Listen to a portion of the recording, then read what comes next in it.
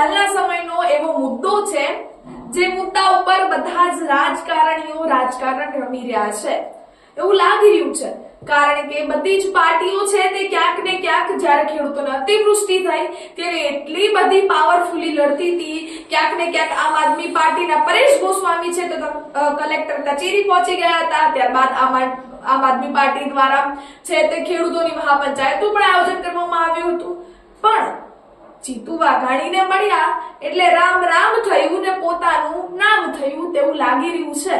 અને હવે બધું જ ઠરી જવા બાદ ફરીથી પરેશ ગોસ્વામી નું નિવેદન સામે આવે છે અને તેમાં કહેવામાં આવે છે કે ખેડૂત ભાઈઓ આટલો તો અમને સહકાર આપે જ છે, પણ હવે અમારે લીગલી પણ ધ્યાન રાખવું પડશે। હા ભાઈ, રાખવું જ પડે ને, તમે જીતુ વાઘાણીને મળીને આવ્યા છો। શું સમગ્ર મામલો છે? આની પાછળના તર્ક વિતર્ક શું હોઈ શકે છે? પરેશ ગોસ્વામી દ્વારા જે નિવેદન આપવામાં આવ્યું છે તે શું નિવેદન આપવામાં આવ્યું છે, તેની પાછળના કારણો શું હોઈ શકે છે તેની વિગતે વાત કરવાની છે આ વિડીયોમાં। નમસ્કાર, હું છું જ્યોતિકા પંડ્યા અને આપ જોઈ રહ્યા છો ષડયંત્ર।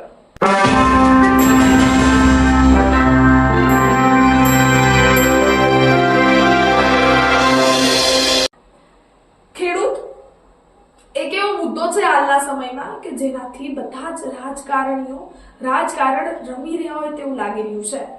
એમાં પણ આમ આદમી પાર્ટીના નેતાઓ લઈ લ્યો, તે તો એટલા પાવરફુલી બધી વસ્તુઓ કરતા હતા, જાણે તો એમ કહેવાય કે ખેડૂતો માટે લડી જ લેશું। કલેક્ટર કચેરી પહોંચી ગયા, પરેશ ગોસ્વામીએ તો ભાઈ અલ્ટિમેટમ આપી દીધું હતું કે આ નહીં કરો તો આ જ કરી દેશું, આ નહીં કરો તો ધરણા ઉપર બેસશું ને આમ ને તેમ ને। પછી શું, ગાંધીનગર ગયા અને એવું કહેવામાં આવ્યું કે કૃષિ મંત્રી જીતુ વાઘાણી છે તેમને અમને બોલાવ્યા છે।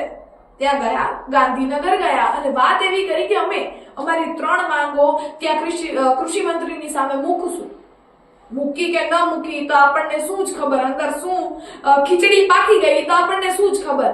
અંદર અલ્ટિમેટમ મુકાણા, શું કહેવાય, જે વસ્તુઓના તેમના માંગ હતી તે મુકાણી કે જીતુ વાઘાણીએ કંઈક આપ્યું ને તે લઈ લીધું, એ તો આપણને શું જ ખબર। આપણે એની ઉપર ના કહી શકાય કે પરેશ ગોસ્વામીએ અને તેમજ જીતુ વાઘાણીની વચ્ચે શું વાતચીત થઈ, શું ખીચડી પાકી, તો કાંઈ જ ખબર ના પડે, કારણ કે જ્યારે અલ્ટિમેટમ દેવાની વાત આવી હતી ત્યારબાદ ગાંધીનગર ગયા અને તેમજ જીતુ વાઘાણીને મળીને બહાર આવ્યા ને ત્યારે તો પરેશ ગોસ્વામી પોપટની જેમ બધું બોલતા હતા અને તેમજ એમ કહેવાય કે તેના રંગ ભંગ બધું જ બદલાઈ ગયું હતું ને એમ કહેવાય કે આ પરેશ ગોસ્વામી જે ખેડૂતોનું જે મોટા મોટા ડાંગા હાંકતા હતા એ તો નથી જ, કારણ કે એટલા બધા ફેરફાર દેખાય તેમના મોઢા ઉપર, તેમના વાણીમાં, તેમના વર્તનમાં, તો કોઈને પણ ખબર પડે કે અંદર કંઈક તો થઈ જ ગયું છે।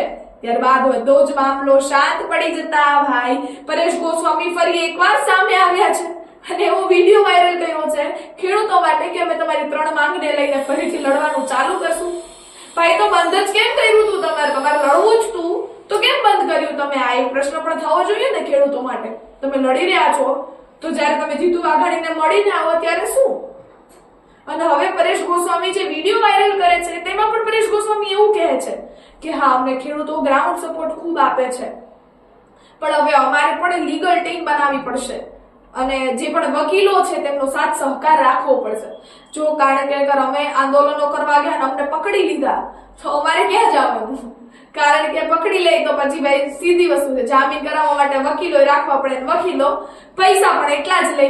એટલે એમાં વિડીયોમાં બોલે પણ છે પરેશ ગોસ્વામી કે એવા વકીલો જે એક પણ રૂપિયા લીધા વગર હાઈકોર્ટ સુધી આપણી માટે લડી શકે, આવું બોલે છે પરેશ ગોસ્વામી। જ્યારે પરેશ ગોસ્વામી આંદોલન કરવા ગયા હતા, જ્યારે ધરણા ઉપર બેઠા હતા અને એમ કહેવાય કે અલ્ટિમેટમ આપ્યું હતું તેને કલેક્ટર કચેરી પાસે, ત્યારે બધા જ આમ આદમી પાર્ટીના નેતાઓ પણ ત્યાં હતા, પૂર્વ નેતાઓ જેને આમ આદમી પાર્ટી છોડી દીધી છે તે પણ ત્યાં હતા।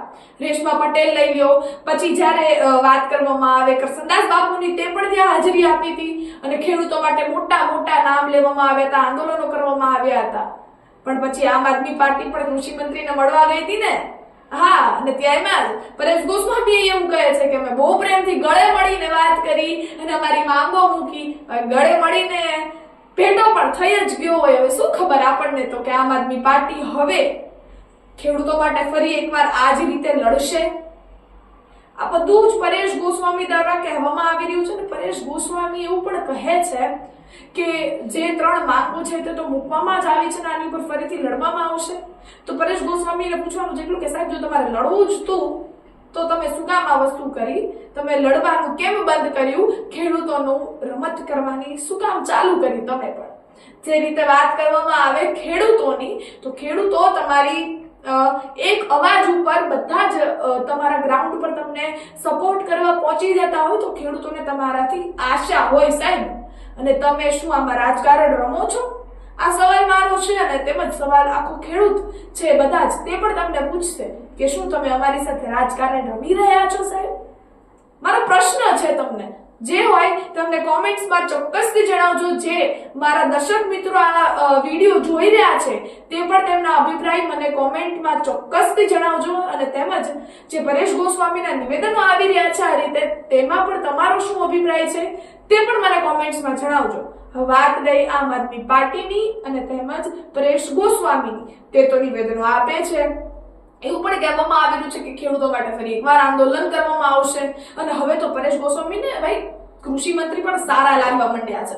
જ્યારે આંદોલનો કરતા હતા, જ્યારે તેને તેનું નામ જોતું હતું, ત્યારે તો કૃષિ મંત્રીને ભરીને ગાળો આપી ભાઈ.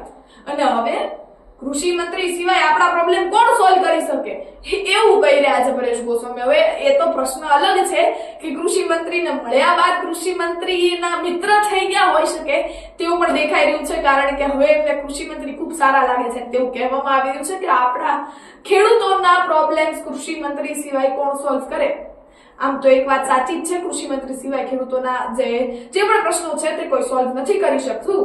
પણ જ્યારે તમે ગાળો દેતા હતા ત્યારે તેમને પણ ધ્યાન રાખવાની ક્યાંક તો જરૂર હતી સાહેબ. હવે પરેશ ગોસ્વામીના આમ આદમી પાર્ટી આ અંગે શું કરશે તે આવનારો સમય બતાવશે. અને તેમજ આ અંગે આપનો શું અભિપ્રાય છે તે પણ અમને કોમેન્ટ કરી ચોક્કસથી જણાવજો.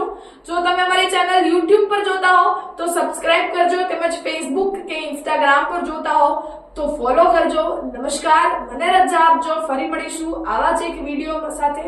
જય હિન્દ, જય ભારત.